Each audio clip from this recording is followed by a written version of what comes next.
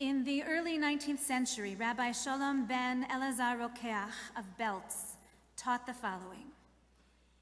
There are 3 types of exile, and they are in increasing severity. The first is when Jews are in exile among other nations of the world, and we wander homeless outside of the land of Israel. The second is when Jews are in exile among other Jews, when one feels he is a stranger and misunderstood even by his own people. And the third and the most severe is when a Jew is alien, a stranger to himself, for then he is both captor and captive, in exile from within himself. The High Holy Days are a kind of homecoming on all 3 levels. Teshuvah is a returning from our exiles, a returning to our people, a returning to our God, a returning to our core beliefs and to our finest selves. Throughout the days of the year, we may find ourselves drifting from who we ought to be, from who we wish we were. And if the drifting goes unchecked, we can suddenly look up to find ourselves in the kind of exile the Belzer Rebbe describes. The rescue from such drifting, however, the way back from each one of these exiles, is described in one little Mishnah written down nearly 2,000 years ago. It's memorable, so you can take it away with you today and hold on to it as a guide. Pirkei Avot chapter 5 verse 1 teaches, Histakel b'shlosha dvarim, gaze upon, scrutinize, take a long look at these 3 things. Ve'ena tava lidei avera, and you will not come into wrongdoing. If you do, you will not go wrong. You will not lose your way. What are these 3 things which save us from all kinds of exiles? First, da me'ayin bata, know where you come from. For 12 seasons, Sandy Koufax pitched left-handed for the Brooklyn and LA Dodgers. He was the first to pitch 4 no-hitters, the 8th to pitch a perfect game. At the age of 36, he became the youngest player ever inducted into the Baseball Hall of Fame. But we love him because of Game 1 of the World Series 1965, when Sandy Koufax chose not to pitch because it was Yom Kippur. He earned the respect of Jews and non-Jews alike throughout North America. A whole generation of Jewish boys and men walked a little taller because of his decision 50 years ago today. Like Hank Greenberg 31 years before him, Sandy Koufax stood as an example of clarity and confidence and pride in his faith over his professional and personal accomplishments. He chose private praise for God and for his people over the cheers of praise that would come his way from the crowds. Years later, in a rare interview, Koufax said, "There was no hard decision for me then. It was just a thing of respect. I wasn't trying to make a statement. I had no idea how it would impact so many people." The fact that this one private act made so public is still remembered and still talked about and still honored this day only underscores the truth of this teaching from the Mishnah. Know where you come from. Greenberg's stance on Yom Kippur was an act of defiance in opposition to the bigotry of 1930s Detroit. Koufax's decision, by contrast, represented a celebration of Jewish identity and ethnic pride in the face of growing assimilation in a more tolerant America. Different times, different men, but it could be said of both that they fulfilled this first of 3 guarantees to a straight path. Da me'ayin bata, know where you come from. Can we say, like Koufax, that our decisions come easily? That we just know instinctively that it's a matter of respect, what to do, how to choose this way or that? Do we let where we come from determine where we put ourselves, not only on Yom Kippur, but on Shabbat and holy days throughout the year? Do we let where we come from guide our decisions and where we devote precious volunteer time, precious tzedakah? Do we know the history of our people? Do we know the land of Israel and her history, ancient and modern? Do we know the stories of our own family lineage? How many generations can we remember? Do we speak of them often with our children and grandchildren so that they too will know me'ayin batem, so that they will know from where they come? The second advice from the Mishnah, how to keep from losing our way. Ula'an ata holech. Don't only know where you come from, but know where you are going. During rabbinical school, I spent one terrific summer interning in Jerusalem at Hebrew Union College. It was my job to welcome the new class of graduate students, to help them acclimate to life in Israel, and to begin their journey toward becoming rabbis and cantors, Jewish educators, and communal workers. Part of my job was to be a good listener when a student was struggling for one reason or another. One day, a student asked to see me. She was very serious. Something was weighing on her. We booked a time to meet later that day by one of the fountains and one of the gardens at that beautiful campus overlooking the old city.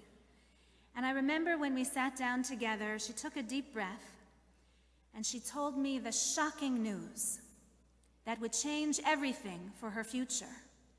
She wondered if she knew anymore where she was going, where she was headed. The news she just received from back home was that her in-laws had just won the New Jersey lottery. Millions and millions. And she was undone by it. She was distraught. She didn't know where she was going anymore. Everything had changed. She had a plan, and now she wondered if she could still pursue it. They didn't need to work another day in their lives. Now, it was hard for me to contain myself from laughing at such a problem as this. But it was easy for me to ask her a simple question. What do you want? Histakel la'an ata holech. Take a hard look at where you want to go. What do you want should be an easy question. For some, it seems to get easier with age.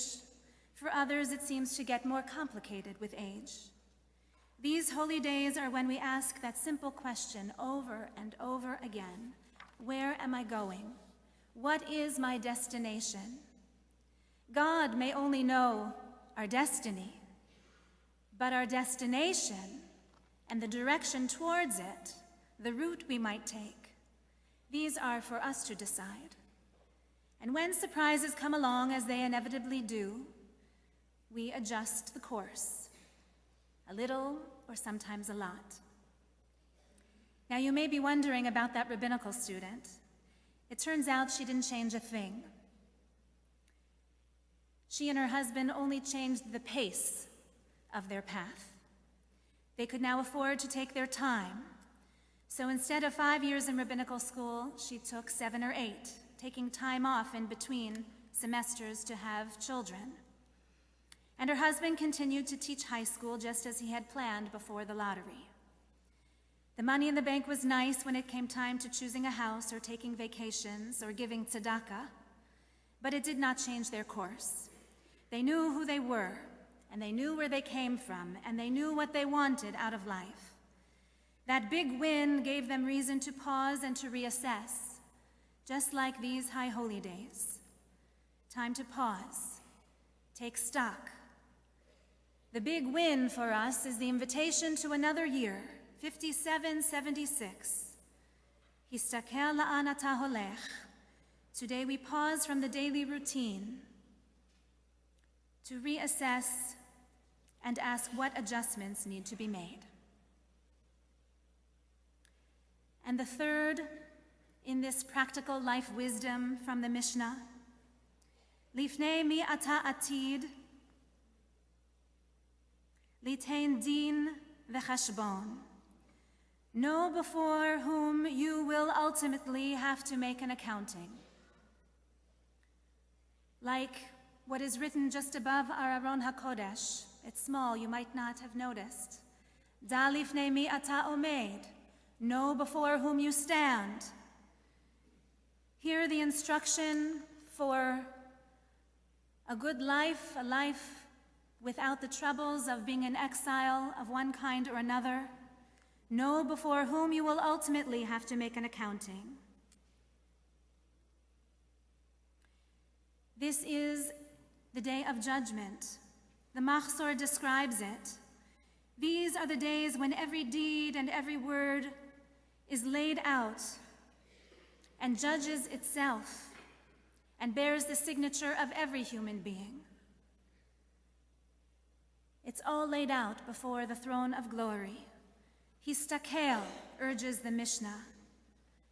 Take a hard look at our deeds and our words spoken. Scrutinize them. See them, the good, the bad, the ugly. They're all held under a bright light this day. And God watches as we do. It might not be that God judges us directly, but rather that God judges us in our ability to judge ourselves. A story is told, a kind of riddle actually. It's set against the backdrop of 15th century Spain, when King Ferdinand and Queen Isabella and their Inquisition was raging. Once a terrible crime was committed,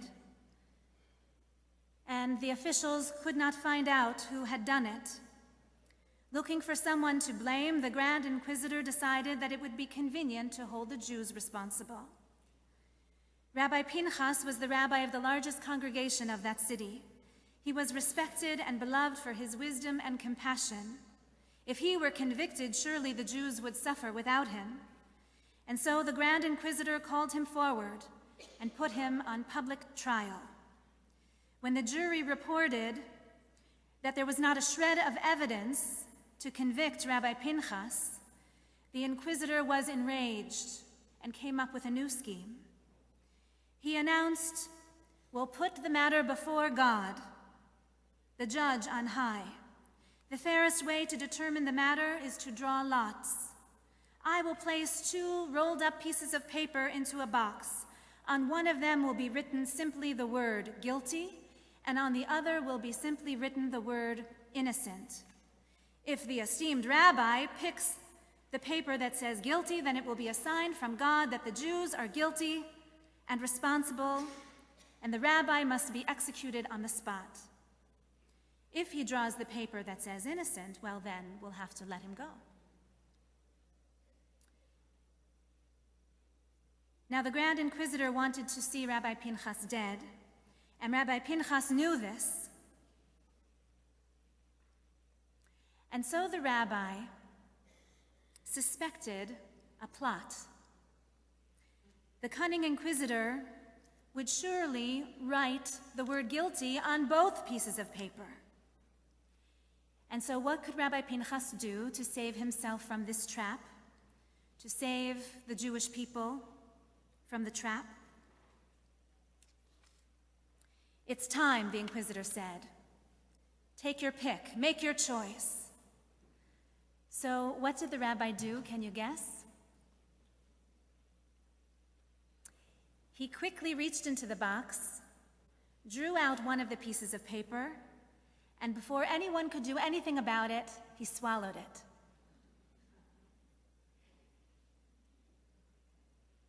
He said, "Your Highness, how fair and how just a judge you are to leave this matter in God's hands. Why did you do that?" The inquisitor was enraged. "Now we'll never know which paper you drew. This is sure death for you." "No, no," said Rabbi Pinchas, "just look in the box. If the one there says innocent, then I must have swallowed the one that says guilty. But if the one in the box says guilty, then it means that the one that I swallowed says innocent." Try as he might, the Grand Inquisitor could not find a reason to disagree without revealing what he had done. And so, to save face, all he could do was reach into the box and reveal to all the bystanders what the paper said, just as Rabbi Pinchas had suspected: guilty.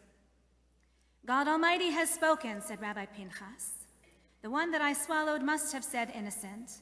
And so the inquisitor had no choice but to set the rabbi free. It's a good story. I like to tell it to our kids. Easy enough to match one trick with another trick. But of course, the true judgment, the kind that we grapple with on this day, is not rendered by drawing lots. There is no audience watching on. There is no executioner preparing for the worst. Today, there is only quiet judgment between us and a loving God, between us and our conscience. This still small voice within discerns which acts are innocent and which are pure, which are guilty and made heavy with regret, and which make us lighter with pride. Pirkei Avot teaches, "Histakel bishlosha dvarim." Each one of us must gaze upon and scrutinize and take a hard look at these three things. We will not come to wrongdoing when we do. According to our calendar, the year now begun is 5776. The Hebrew letters, which add up to 5,776, are Taf, Shin, Ayin, Vav. In Hebrew, strung together, they actually create a word, Tish'u. Tish'u literally means you shall gaze upon. You shall turn your attention to. You, plural, must scrutinize. This is our task on these holy days, to gaze upon our lives with discerning eyes, to turn our attention to our deeds, to judge ourselves, our actions, and our inactions, so that we can recalibrate and walk into the next year with confidence, with our heads held high, and with God's blessing. Amen. And Gmar Chatima Tova.